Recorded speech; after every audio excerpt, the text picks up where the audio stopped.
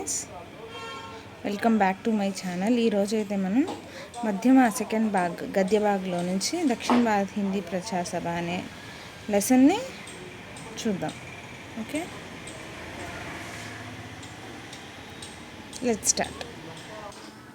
దక్షిణ భారత్ హిందీ ప్రచార సభ ఇదైతే మీ టెక్స్ట్ బుక్లో పేజ్ నెంబర్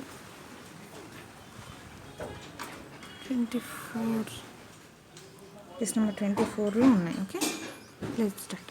आपने दक्षिण भारत हिंदी प्रचार सभा का नाम सुना होगा. మీరైతే దక్షిణ భారత్ హిందీ ప్రచార సభ అనే పేరుని వినే ఉంటారు. दक्षिण भारत हिंदी प्रचार सभा एक राष्ट्रीय महत्व की संस्था है. दक्षिण भारत हिंदी प्रचार सभा అనేది institute of national importance under parliament act 1964 ద్వారా अप्रूव చేయబడినటువంటి సంస్థ. इस संस्था के द्वारा संचालित विभिन्न परीक्षाओं में प्रति वर्ष लाखों की संख्या में छात्र भाग लेते हैं. ఈ సంస్థ ద్వారా కండక్ట్ చేయబడే ఎన్నో రకాల పరీక్షలలో ఎన్నో లక్షల మంది విద్యార్థులు ప్రతి సంవత్సరం పార్టిసిపేట్ చేస్తున్నారు. इसकी शाखाएं दक्षिण के चारों प्रांतों में हैं. దీని యొక్క శాఖలు దక్షిణంలో ఇండియాకి సౌత్ సైడ్లో ఉన్నటువంటి 4 ప్రాంతాల్లో ఉన్నాయి. वे हैं ఆంధ్ర व తెలంగాణ. ఆంధ్ర లేదా తెలంగాణలో, కర్ణాటక, కేరళ और तमिलनाडु में है. కర్ణాటక, కేరళ అండ్ తమిళనాడులో ఉన్నాయి. ఢిల్లీ में भी इसकी शाखा है. ఢిల్లీలో కూడా దీని యొక్క బ్రాంచ్ అనేది ఉంది. इन शाखाओं का प्रधान कार्यालय చెన్నై में स्थित है. ఈ శాఖల యొక్క ఈ బ్రాంచెస్ యొక్క మెయిన్ ఆఫీస్ ప్రధాన కార్యాలయం మెయిన్ బ్రాంచ్ చెన్నైలో ఉంది. ప్రధాన కార్యాలय చెన్నై में स्थित है. మెయిన్ బ్రాంచ్ చెన్నైలో ఉంది. यह कार्यालय केंद्र सभा के नाम से भी जाना जाता है. यह कार्यालय केंद्र सभा के नाम से भी जाना जाता है. ఈ చెన్నైలో ఉన్నటువంటి మెయిన్ బ్రాంచ్ని కేంద్ర సభ అని కూడా పిలుస్తూ ఉంటారు. చెన్నైలో ఉన్నటువంటి మెయిన్ బ్రాంచ్ని కేంద్ర సభ పేరుతో కూడా పిలుస్తారు. నెక్స్ట్, इस महत्वपूर्ण संस्था की स्थापना राष्ट्रपिता महात्मा गांधी जी ने सन 1918 में मद्रास में की. ఈ మహత్వపూర్ణ అన్నిటికన్నా మహత్వపూర్ణ అంటే చాలా ఇంపార్టెన్స్ ఉన్నటువంటి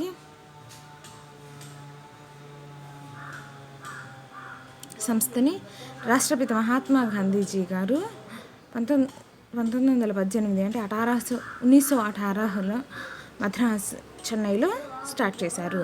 భారత్ బహుభాషీ దేశే. భారతదేశంలో ఎన్నో రకాల భాషలు మాట్లాడతారు. ఇది ఎన్నో రకాల భాషలు మాట్లాడేటటువంటి దేశము. భారత్ के बहुभाषी लोगों को एक सूत्र में बांधने के विचार से गांधी जी ने संस्था की नींव डाली.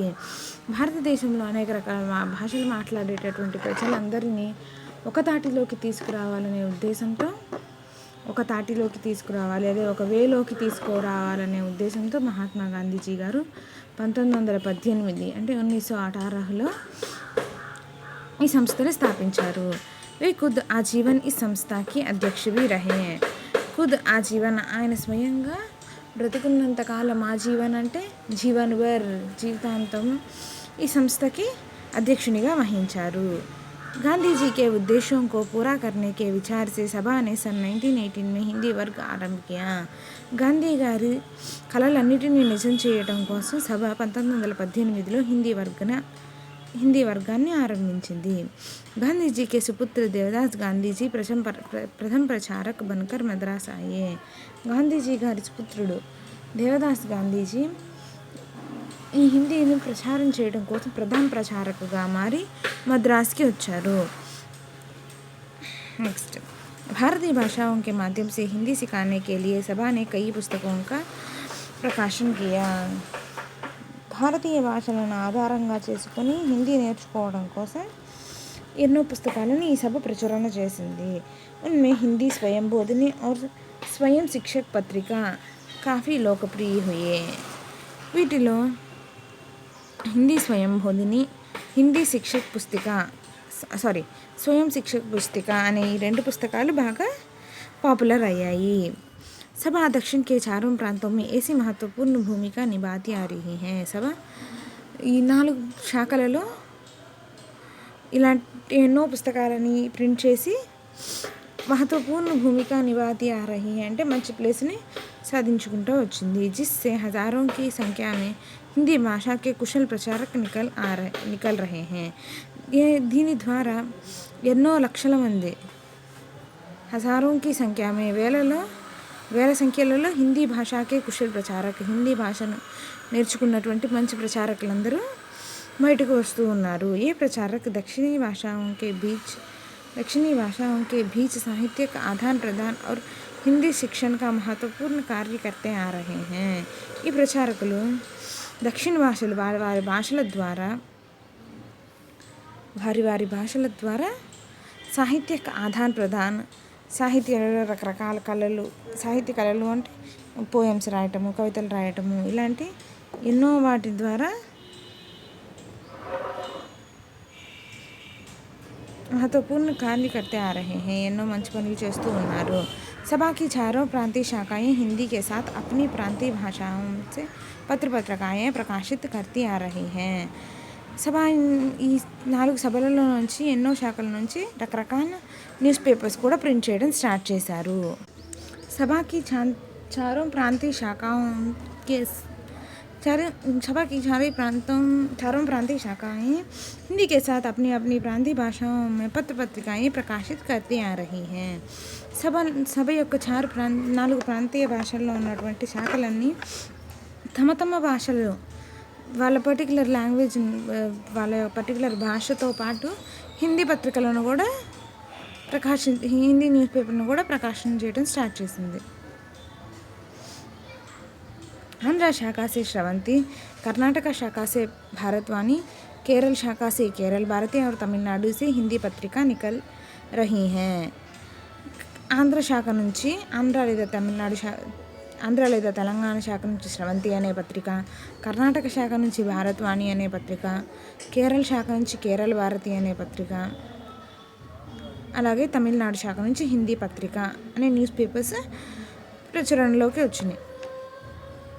కేంద్ర సభ से చెన్నైలో ఉన్నటువంటి కేంద్ర సభ నుంచి హిందీ ప్రచార సమాచార్ అనే న్యూస్ పేపరు, అట్లాగే దక్షిణ భారత్ అనే న్యూస్ పేపర్ ప్రింట్ చేయడం స్టార్ట్ చేశారు। इन पत्रिकाओं से आम जनता और प्रचारक लाभान्वित होते हैं। ఈ పత్రికల ద్వారా జనరల్ పీపుల్ అట్లాగే ప్రచారకులు లబ్ధిని పొందుతున్నారు। इस महत्वपूर्ण संस्था से कुछ महापुरुषों के नाम का यहाँ उल्लेखन करना उपयुक्त होगा। ఈ మహాసంస్థ కోసం కష్టపడినటువంటి మహాపురుషుల గురించి మాట్లాడుకోవడం అనేది కంపల్సరీ। వాళ్ళు ఎవరెవరంటే స్వర్గీయ హరిహర శర్మ గారు, మొట్టూరి సత్యనారాయణ గారు, పండిత అవధనందన్ గారు, సిద్ధనాథ్ పంత్ గారు, రాజాజీ గారు, రామస్వామి అయ్యంగర్ గారు, బాలగోపాలరెడ్డి గారు, వాసుదేవ నాయర్, లాల్ బహదూర్ శాస్త్రి గారు, చిత్తూరి శ్రీనివాస అయ్యంగర్, ఏపీసి వీరబాహు గారు, ప్రొఫెసర్ నాగప్ప గారు, జెండా నారాయణ గారు, విద్వాన్ సుందర్ కృష్ణమాచారి గారు, మిగిలిన తదుపరి ఇంకా చాలామంది ఉన్నారు। గాంధీజీ के रचनात्मक कार्यक्रमों में हिंदी का प्रचार भी एक है। గాంధీ గారు చేసినటువంటి ఎన్నో మంచి కార్యాలలో హిందీ ప్రచారం కూడా ఒకటి। उनके इस रचनात्मक कार्यक्रमों को दक्षिण भारत हिंदी प्रचार सभा सफल बनाती आ रही है। ఇలాంటి మంచి పనులన్నింటినీ దక్షిణ భారత్ హిందీ ప్రచార సభ నిజం చేస్తూ వస్తుంది। विपरीत परिस्थितियों से गुजरते हुए यह संस्था गांधी जी के सपनों को साकार बनाती आ रही हैं। విపరీత పరిస్థితులను కూడా ఎదుర్కొంటూ ఈ సంస్థ గాంధీ గారి యొక్క కళలను నిజం చేస్తూ వస్తుంది। ఓకే నాన్న, అర్థమైందా? ఇందులో ఈ అభ్యాసంలో meanings, opposites, match the following, make your own sentences, గద్యాంశ పడకర్ ప్రశ్నों के उत्तर लिखना, అలాగే 2 క్వశ్చన్స్ సారాంశం ఉంది। ఇవన్నీ అయితే కంపల్సరీగా చదవాలి మనం। Okay, if you like the way of my explanation, please do like, share, comment and subscribe to my channel. Thank you and bye.